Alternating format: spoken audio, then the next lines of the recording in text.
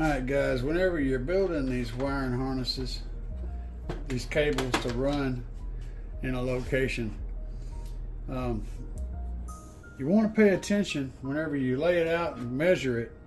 You want to pay attention to how it's running, how it's positioned, and how it wants to go, how it wants to be positioned. See, I know that this terminal right here is going up on top of the capacitor bank, and then it comes off and goes down, and then it's going to go over like this and connect to my ground. So I want to position my terminal down here with everything else in position so that the shape will be right, and whenever I go to install this, the terminal won't be wanting to flop sideways, and if I have to flip it, it won't be causing the cable to like twist up in a weird way. It'll make it just want to lay where I want it to lay by default. Paying attention to where how those lugs are turned and stuff is a big deal when it comes to laying this stuff out. Guys, if you want a good wire crimper to do lugs, this Timco crimper right here is all that in a bag of chips. I mean, it is on fire. I love this thing. But a tip I'll give you, whenever you set it up to use it, get a piece of nice squishy cable and set it under the handle on the back side. If you don't, the handle will slide around like this and it can make it unstable. So if you it can slide out from under it when you're pressing it. You put a piece of cable underneath it and it makes it nice and sturdy down here, and it don't go flying around doing weird stuff. So, and there's a marker, there's a thing on here to set it to alt gauge and whatnot. There's a little line. I don't use that anymore. I give up on that because I just do it by eye, and I'll show you what I mean. So I got my wire and I figured out how it's running. It's running like this, and so this wire is going to turn like this. So I want to put my lug on here this way, this being the top. These lugs are really, really tight to get on here, so it might be messy.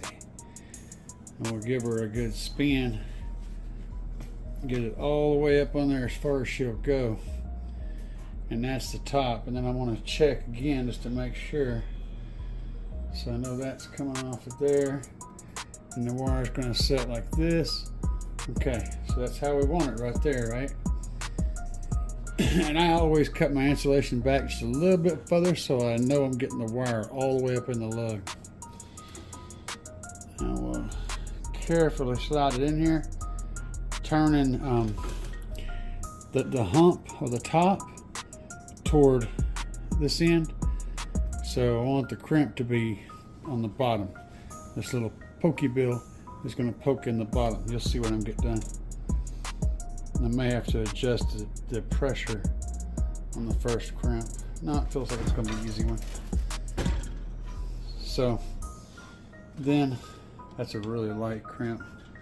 Let me dig it in now.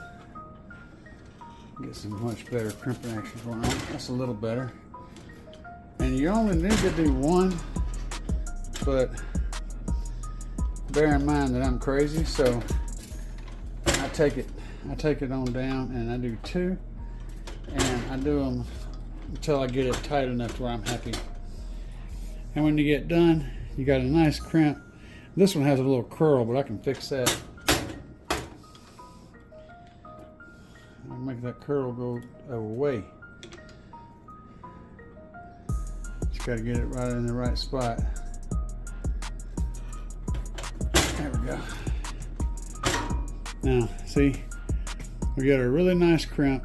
It's nice and smooth down here, and it's really smooth and nice on the top. So when we put our heat shrink on here, it'll look really clean. That's why I said I love these crimpers.